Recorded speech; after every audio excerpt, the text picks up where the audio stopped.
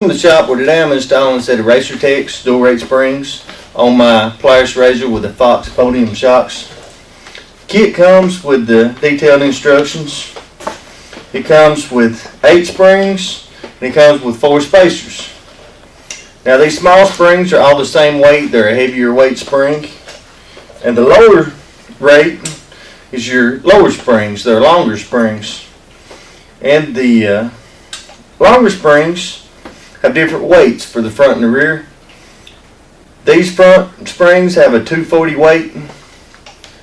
You can see they're etched right here on the spring. I don't know if you can actually see in the video, but if you got the spring in your hand, you can look at it and you can see it.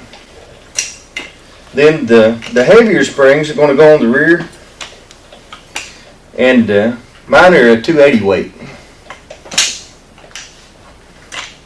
And to install these springs, first thing you want to do is just get your tools ready. Decide how you want to do it. Now I got a measuring tape. I got an impact with a 17mm socket. I got a couple 15mm wrenches. And I got the spanner wrench that came with the tool set with the razor. And I got some WD-40. I'm just going to spray a little WD-40 on there to make my adjuster nuts spin a little freer. With the wheel off. I want to go ahead and loosen my adjuster nuts.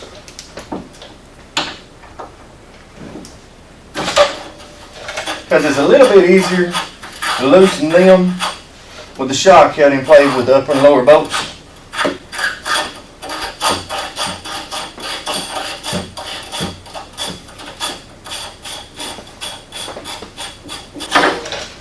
Now with the tension off the spring,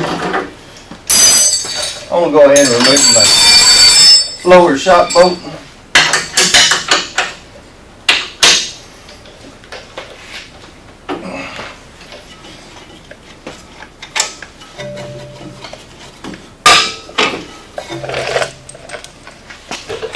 Now with the lower shock bolt out, we can slide a retainer off. And the spring is going to slide right off the shock.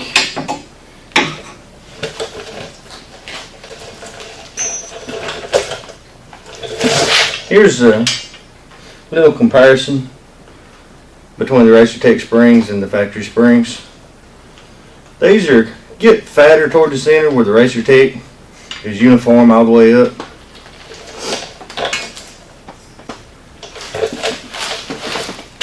Now if you'll notice, my bike is 2013, so mine's not got the little retainer right here, the little guide that some of the older shocks have. So I'm not going to worry about that. But if you've got one, it's got the little guide here, you'll have to take your clips off and slide it off before you can put the new springs on. And with the new springs, you're going to slide your small spring on first. And then slide your collar with a small end facing the small spring. Then you can slide mine's a 280,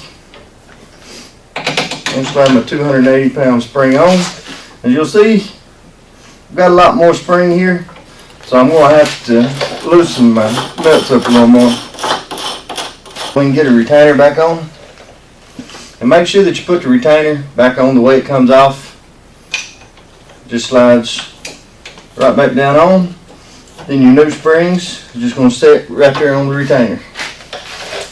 Then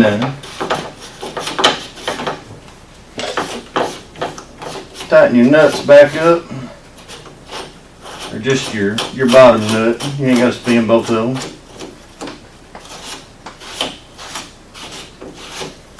Tighten it up so it's just barely seated on the spring, just so there's not a lot of wiggle in the springs.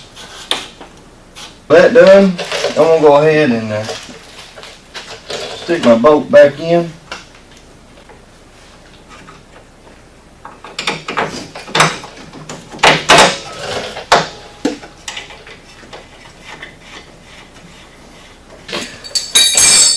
If you've not greased your pivot pins in your shocks, you're going to want to go ahead and grease them and take the shock completely off, But now I just got through regreasing mine when I put the new bushings in it.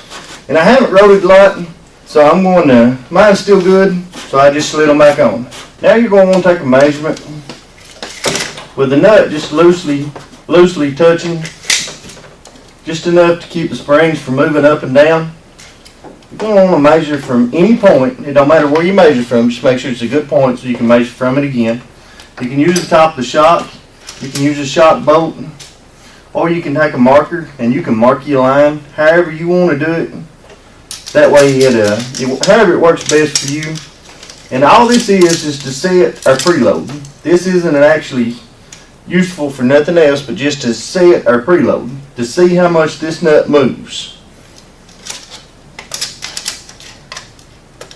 Now I've got 3.5 inches to the top of the spring from right here. So I'm going to need 3 3/4 inches from the exact same location to get my total preload set at 1/4 inch.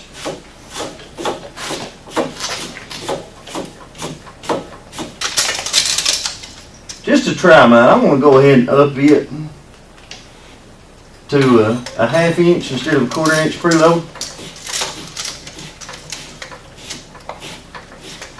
Which means I'm going to set mine at 4 inches to the top of the spring.